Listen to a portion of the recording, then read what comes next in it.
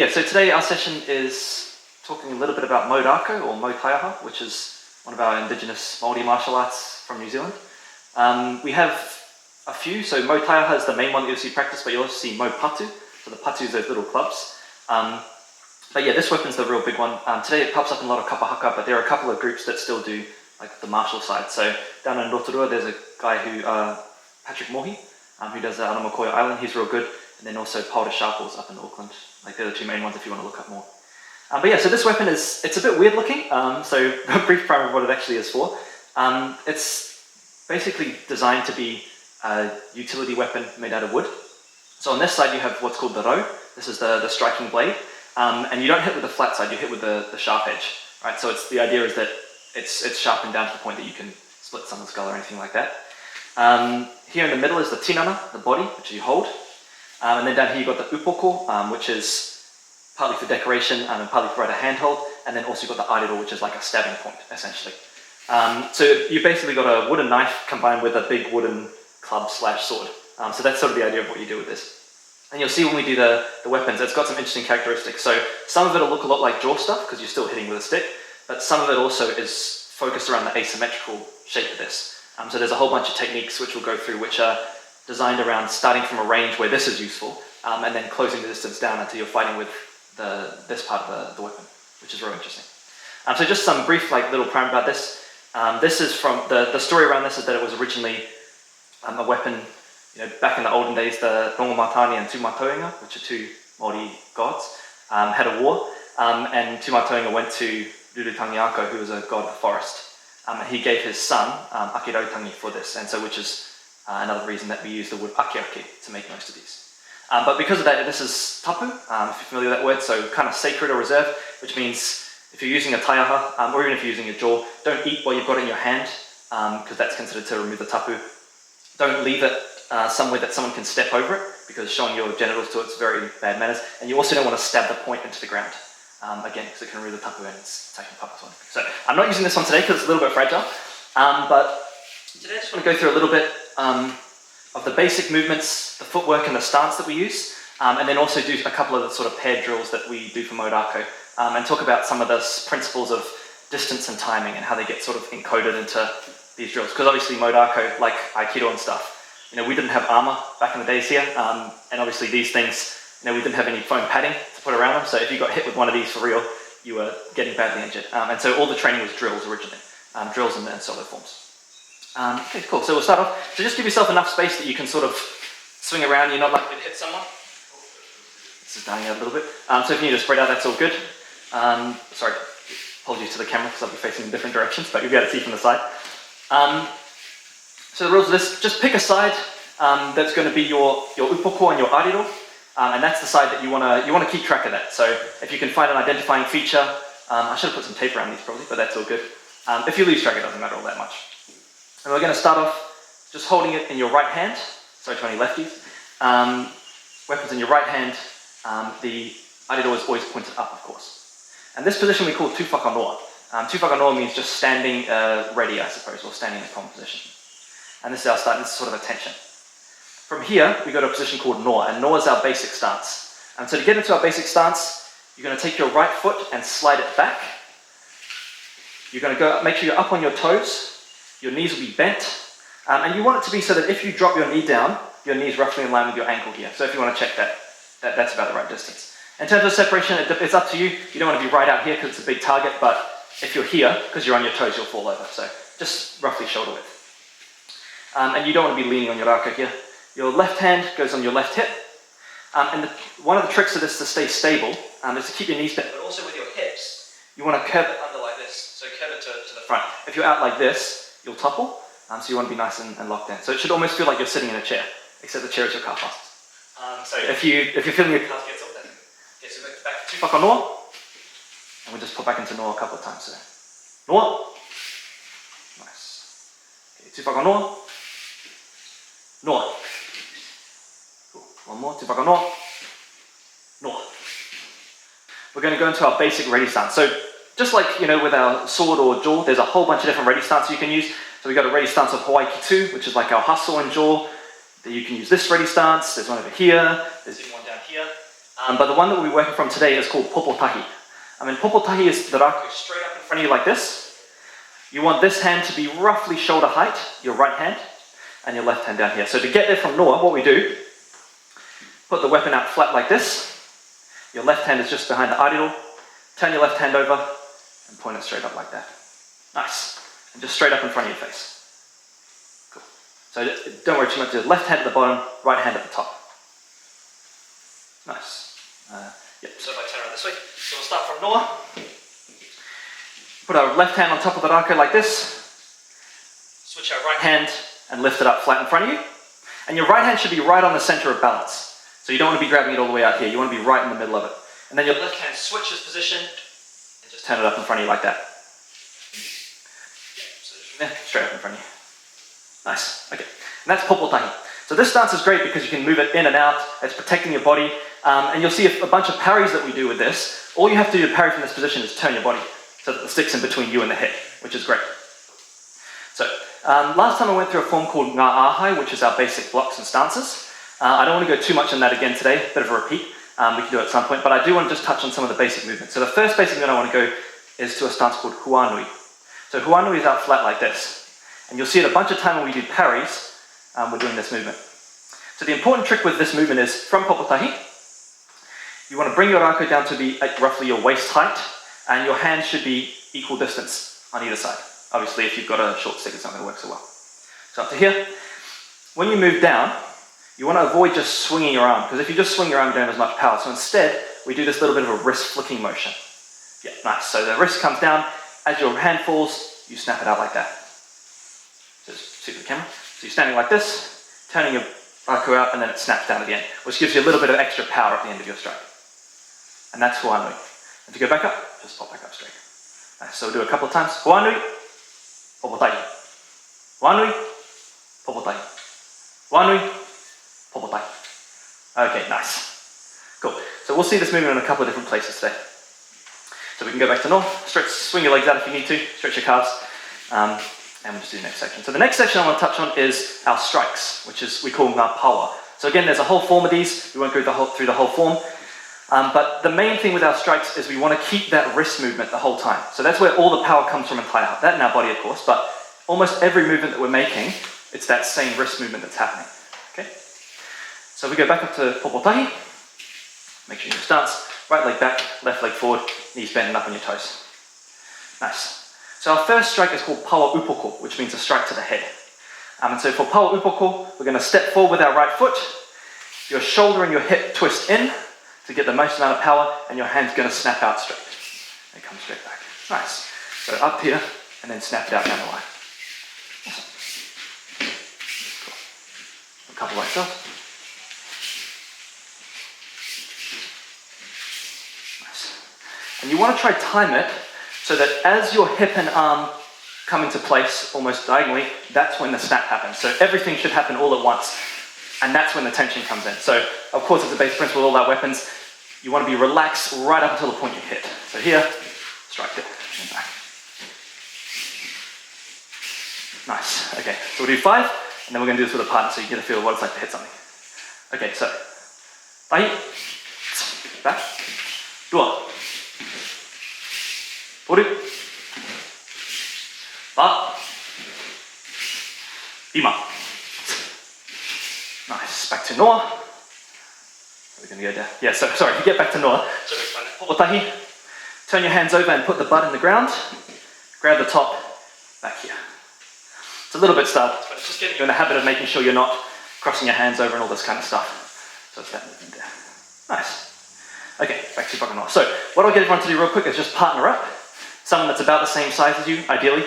And then what we're going to do is we're going to have one person who's going to hold the rākau above their head in a blocking position. We call this mangopari, don't worry about the name too much. And the other person's going to be doing pawa upoko down to strike on the top. So when you're blocking, remember that if they're hitting you on the head, so if you block here or here, you're going to get whacked on the top. So just make sure you've got enough space. Cool. All good?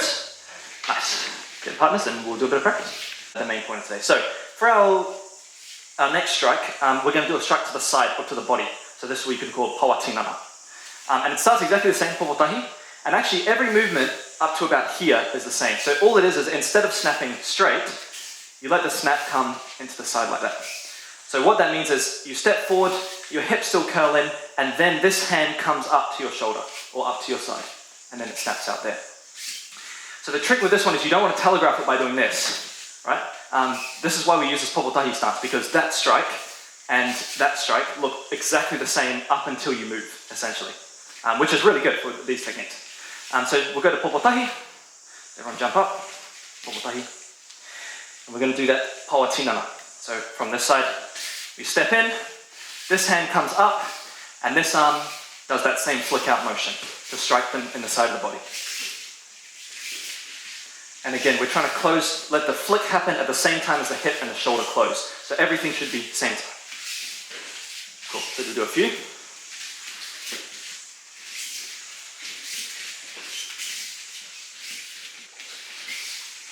Nice, all right, back to noa.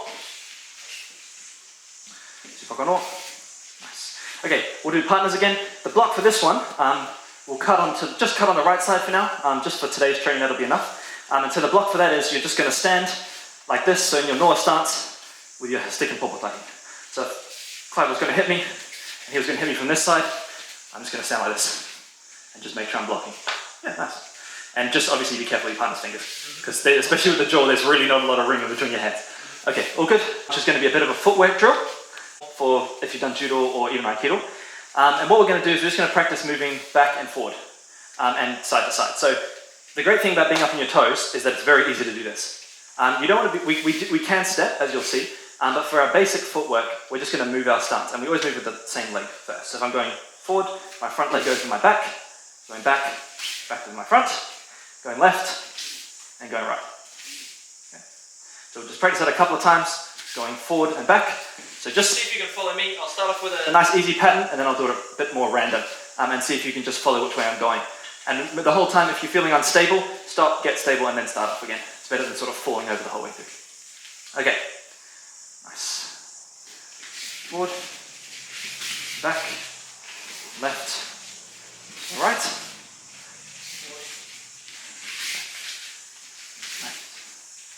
Right. Okay, I'm going to randomize a bit more. So just see where I'm going. Just try to pop where I'm going.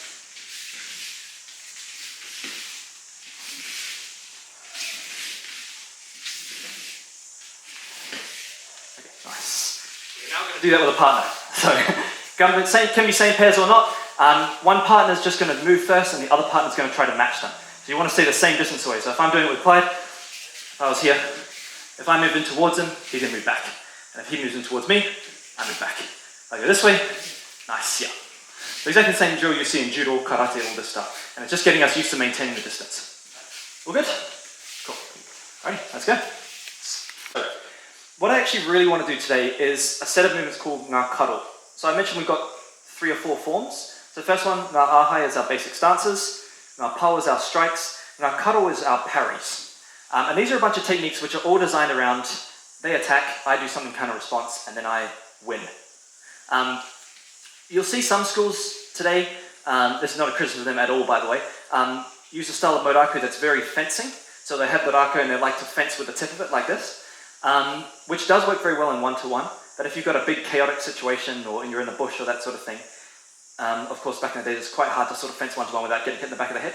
And so a lot of our cuddle movements are really designed around receiving a single attack and completely closing down the space. So either controlling their stick or pushing them back in such a way that I have all the room I need just to attack with this bit. Okay. So the first of these is Cuddle Upora. So I'll show it in the air and then we'll show it with a partner. So what Cuddle Upora looks like is, I start in popotahi, and my partner's striking me straight down to the head, so my partner's going to be doing this strike. And so what I'm going to do is, step 1, I'm going to move off the line to my left, and I'm going to pivot on my front foot like this. And the whole time I'm keeping my stick up here, until the last second, I bring it down. And you'll recognize that from our huanui right at the start. It's exactly the same movement. So popotahi, coming off the line, and I bring it down to trap my partner's stick underneath mine.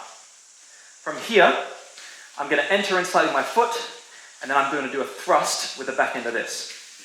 Actually, let's go with that thrust real quick. So what the thrust looks like with this is a little bit odd. So the thrusting movement, I'm holding this by my side, and I'm basically stepping in, and my back foot comes up into my knee. Right? The reason for that is because you want to be pushing off your back foot. So all the power's off your back foot, and then going onto your front leg.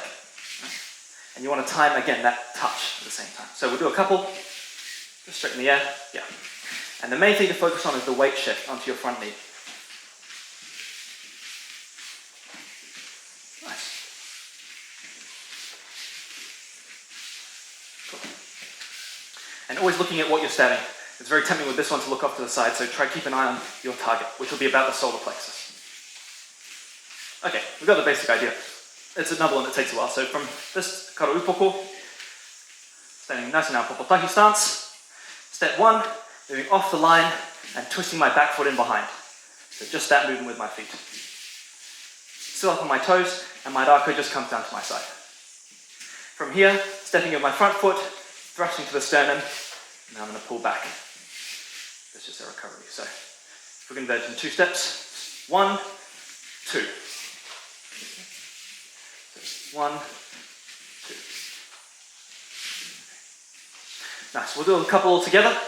I'll stand this way so you can all just follow my movements, and I'll call them out, and then we'll do a couple with partners. Sorry. Okay, so facing the front, everyone in Popotahi. My partner's dragged out to my head, so 1, out to the side, 2, looking at my partner, thrust, and then back. Okay, 1, out to the side, 2, thrust, and back. Okay, so 1, 2. 1, 2. 1, 2. 1, 2. Cool. All right, let's go back to partners. Whoever's striking, make sure you just go nice and slow. Try to do a good Cuddle Upora, sorry, but real nice and slow, straight down the line. And whoever's blocking, just take as much time as you need. So no fast ones that get people whacked in the head, ideally. All right, so this is the whole block. So I'm turning off the line, that's me safe, essentially. This kid's gone past, or if it hasn't, mine's in the way. So once I'm off the line, that comes down to trap it and prevent him picking it back up to block me, and then I'm closing the distance. So if you want to break it down, you head like that. A big part of these Mau Cuddle movements is that, right, it's a little bit like I was saying before, right? These basic movements won't teach you to fight, but they'll teach you the building blocks of fight, right? And if you can't spar, that's sort of the next best thing. So these Cuddle movements are all designed to teach distance, timing, reaction, all that kind of stuff. And so this drill is a really good one for distance. So I can do this in a couple of ways. If Clyde's hitting me, and I want to be really safe, I can come off to the side here. The problem with that is, well, one, I'm much safer, right? Because he definitely can't hit me. But then I've got to recover all the way here. Or alternatively, if I'm a little bit more confident in my skills, and he's hitting me, I can just move just slightly off the line here, and then I'm much closer to thrust. But of course, in that case, I've got to be really sure of where my block's going. So when we do this drill, we're going to practice it again in a sec. I just want us to go in 2 ways, and what we're going to really think about is alternating between coming way up to the side and coming close in. So if you find that your partner tends to swing a little bit diagonally or tends to reach far or that sort of stuff, you might want to put a bit more distance to be safe.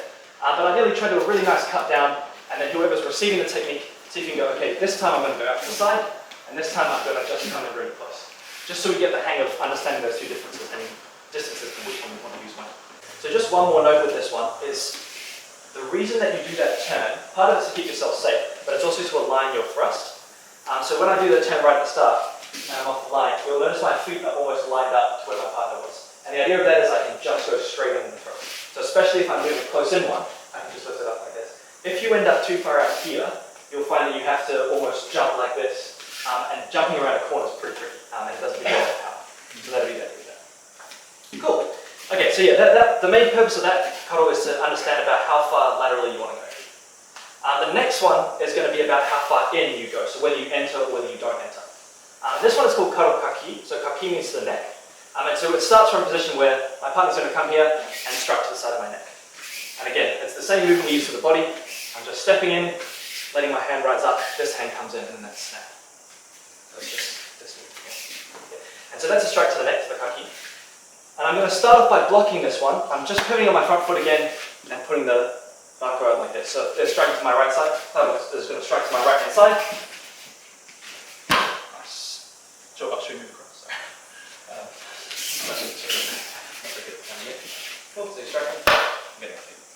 That's my first block. So this is to make sure I'm safe. Everything after this is going to be our cover. And so there are two ways I can do this. The first way is what we'll start off with. Clyde's going to hit me inside, coming here.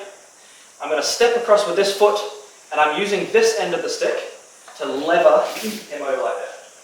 So I'm going to do that one more time. Strikes into me. Here. I'm levering this over, and then I'm striking like that.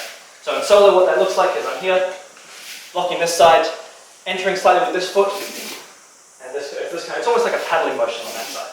You don't want to do what I just did and whack yourself in the knee. So go here, do a paddling motion, and I'm thrusting it. So again, it's 3 steps. Don't be tempted to sort of try to scoop it all at once, you'll definitely miss. So block, over here, and then thrust up to the bottom. All good?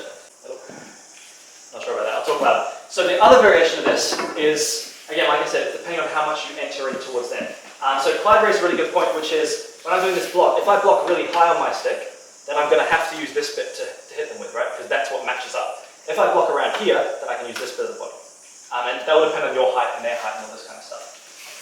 The variation we're going to talk about, you want to come here, is, so this one we've just done, he hits towards me, and I just hit like that. Oh, so for the right side here. Sorry? I'll do your neck on me. Nice, I just hit like this, and then all this bit. The other variation is what happens if I go really far in. So as he hits, I come to here. Okay? The answer is, I can still go under his arm, but I've also got this other option of going around the neck. So you can either hit them in the face, or, in this block, it's a step like that. Yeah? So it seems a bit weird, but you get the feeling when you do it. The real trick with this one, you've got to enter. So you've got to commit to it, to going into it. That's me again. I'm going right the way in here. Again, I'm stepping underneath, and then through here. And that time that through, to pull it down, becomes a bit of an entry and a bit of a drag down. So again, one little tip. If you try this and if you try to pull the neck like this, you're not going to be able to do it. So the trick is I have to go past him.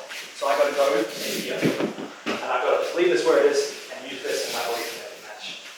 So without a bit of a play, be mindful of your partner. If your partner's all good rolling, just go for it. Talk to them mostly. If they're not, just nice and slow and stuff. And then from there, you can still do the thrust. A lot of people talk about the Māori fighting in like very loose sort of ranks. So you do try to deal with one person and go to the next one. Whether that's true or not, I don't think we've got any really good records. So, but the other thing can just be a disengage to get on to the next thing. So that's our first two, Cuddle Upora and Cuddle Kaki. Next one we're going to do is Cuddle Tingana. And this one looks, it's funny because it looks silly when you see people do it because it involves turning your back to them. So you go, oh, that's never going to work. But part of this is understanding how and where you can turn your back to someone or your partner. So if I won't do it to start off with. Here in Popotahi, they're going to hit me to the body, and I'm going to step across exactly the same block we did then, and then I'm going to step my left leg behind and thrust behind me like this. So if I repeat that up, it's Popotahi. Oh, I'll do it so I can face him this way. So Popotahi, step in, my left leg goes behind me, and then I'm thrusting to the body like this. Right? So it's exactly the same thing. Turn your body and thrust into them. Yeah, if your hands are, you want to double check your hands that they're not crossing. So one more time, Popotahi. I'm blocking to the side, left leg's going behind me, and then I'm thrusting up towards them. Nice. Okay, so we'll practice that a couple times. I just want to mention when I'm talking about these elements that mean you can turn your back. The main two reasons you don't want to turn your back, generally, is A, you're going to get hit in it, or stabbed in it, which is not really good, and B, you don't want someone to grab you from behind, right? And this movement is designed, if you do it properly, to sort of eliminate both of those. So if Clive was going to hit me in the side, I'm just doing a camera shot, I got to really commit again. So I'm right in here. Yeah? If I'm out here and I start spinning, he'll just whack me. Yeah. So I got to be so close in that I'm almost touching him with my shoulder. And that will prevent him from getting this weapon out and stabbing me. Part two is when I do this turn, I keep contact with my shoulder. So I'm pushing him back and going in there. So always I should be putting pressure back on him with my body and turning around to next step. Because if I don't put the pressure back, you'll see very clearly, if I don't put pressure back and I just start turning, I just get rammed with that bit. Whereas if I do put pressure, it's not impossible, but it's much harder for him to hit me with the knife bit. And I'm spinning all the way around. The second thing, obviously, because both their hands are on the weapon, they're unlikely to reach up and grab you, and especially because obviously Maori, we didn't have any shirts or anything, so there was almost nothing to grab apart from here. So again, if he goes into me, all the way in, spin around, and thrust it to there. So what you'll be able to see there is what I'm doing with Clyde. I'm spinning much more than 180 degrees in some cases. So I'm here, and I might have to go almost 270. So if you're up on your toes, that's all good. You'll be able to do that, but it's just about matching the turn to match your partner. Cool. So I like to split our cuddle up into two groups. So the first group we've just done is the head, the neck, and the body. And that group is really focused on distance, right? So the first one is how far out do we go? The second one is how far in do we go? And the third one is all about claiming the space and understanding really far in how can I push them off balance with it. The second group is all strikes to our legs, and they're really focused on timing and on how we use timing for defense. So I'm sure someone who knows the Japanese tense better will be able to translate this into Kendo stuff or whatever, but you know, Gon or Sen and all this kind of stuff. But instead, I'm just going to talk about it in terms of like a tempo. So a tempo is just one movement. So this will be a tempo, or that will be a tempo, right? If we're going to use the English words. So these second moves are all about understanding when we parry, how many of these slots of time are we using before we hit them again, right? So you'll notice all the ones we've done so far have used 2, but if Clyde comes in towards me, what he's going to do is he's going to hit down towards my legs on this side. Yeah, that's right. So he's going to hit down towards my legs, and I am going to drop my second like this. So this is our Cuddle Waiwai Popaki. So come this way a little more, sorry. So he's going to hit my legs, and I'm going down. And I can come down to my knee as well if I need to, depending on the position. Movement 2, I stand up and thrust into his ribs. And I can just explode straight off the ground if possible. And so what you'll notice when you do this is there's 2 blocks of time. So if Clyde hits me, 1, 2. Yeah? And of course you'll see it's a little bit out of whack because I've got a much longer stick than he does. So I've got to come in real close. But if it was the same size, it almost ends up lined up pretty much. So one more time, he hits me to the leg, I drop down, 2 to him. So it's 1 to hit and 1 to respond. So let's practice that a couple of times. If your knees are dodgy, just bend your legs slightly more.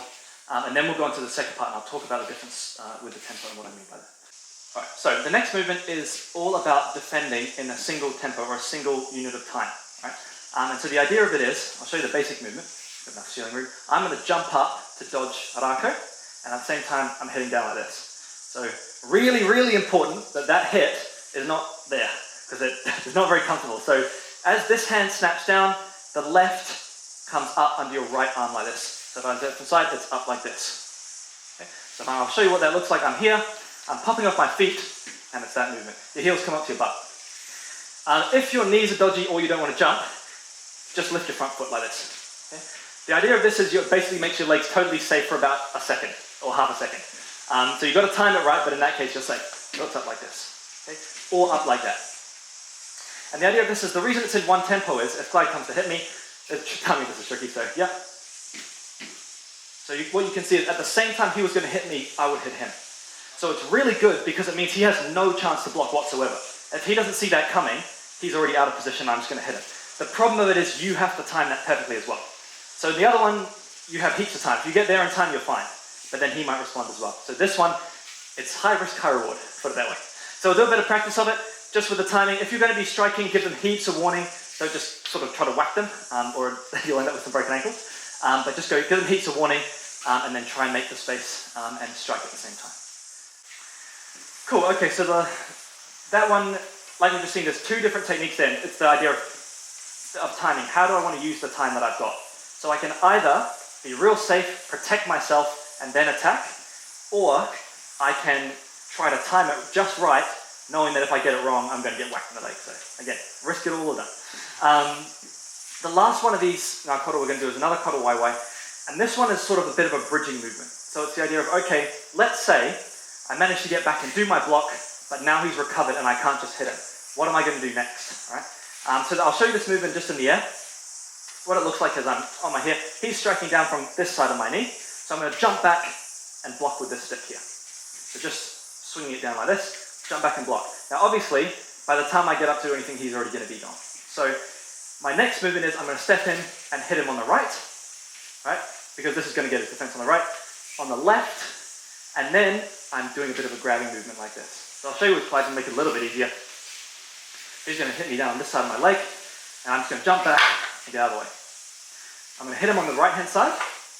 Nice. Cool. Hit him on the left hand side. Oh, sorry. For the danger.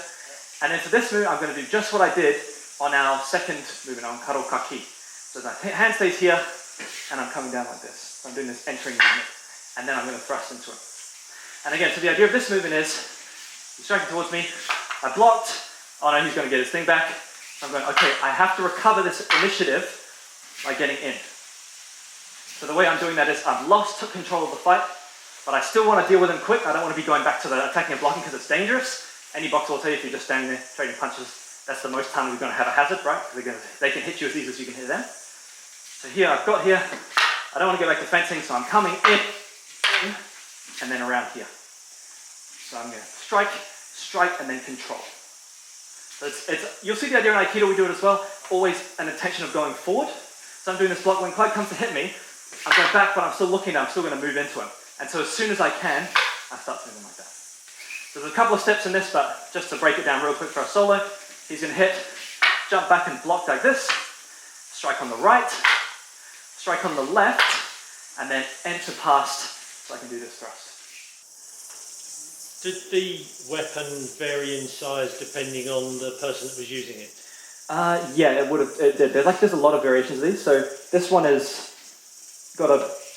This is probably around average, I'd say, for what they look like. But you'll see some where they don't have the feathers, and the head's a lot smaller, and then the blade goes into a lot thinner, for example. And some of them that even goes wider than this, where it almost looks like a paddle. So you see a whole bunch of variations, and then variations in height. So you normally say it's supposed to be up to your chin. So this one's a bit too short for me, and that one's a little bit too long. But normally when you do this, it's supposed to be around chin height.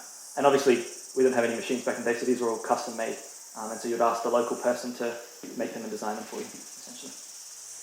Sure. Is there a purpose for the figures, or is it structural for? Partly decoration, but it's actually.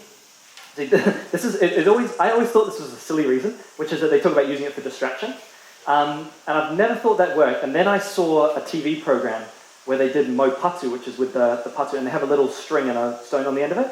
And the way they flick it around makes it like almost impossible to see where they're going to hit from.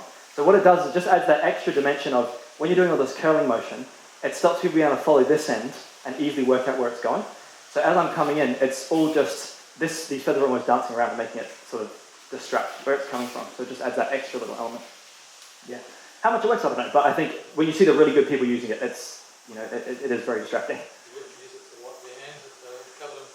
Potentially, yeah. I mean, they were pretty careful because they're pretty hard to make and pretty expensive, and they usually use pretty expensive feathers on them. But yeah, I mean, if you're in a fight, of course you do that, you know. So yeah. Cool. Anyone else? Otherwise, all good. Yeah, I just want to have a brief final word. I think you can crop this as an excuse if anyone argues, but obviously this is a taonga for Māori, and so it's something that some people are very, very protective of. And so you get people run the gauntlet. Some are just like free for all, teach whoever you want to. Some essentially say you should only be teaching Māori from our family, no women allowed, all this kind of stuff. My particular group back home are pretty relaxed. You can teach women, men. There's heaps of videos on YouTube of even our iwi teaching this stuff, so I'm pretty okay with that. But just be aware that if you go into some areas, like for example, I know in Te Arawa, a lot of groups in Te Arawa don't like women to do Maori. So if you ever do want to pursue it and you're in that context, just be aware of that, and okay, it's their land, their thing, sort of leave it alone. Just one of those things that you just got to, depending on the area, you just got to be a bit sort of careful with. Because you sometimes get people that will, have a bit of a go at you. Which is, it's not to say that you're wrong for learning it at all, it's just depending on the people in the area. But yeah, otherwise, thanks very much, it's fun. Thanks guys for being part of this. Hopefully there's some interesting stuff in there about Maori, the way we do distance and timing and all this kind of stuff, and how you encode that in the forms. I always think it's real interesting to compare to like sword or Aikido, because it's got the same sort of stuff. We're trying to encode we're trying to encode timing, but slightly different approaches. So hopefully something useful there. Otherwise, we'll just do a bit of a bout with each other. Not really traditional, but it is what it is. Okay, thanks guys. Yeah. Adios, everyone.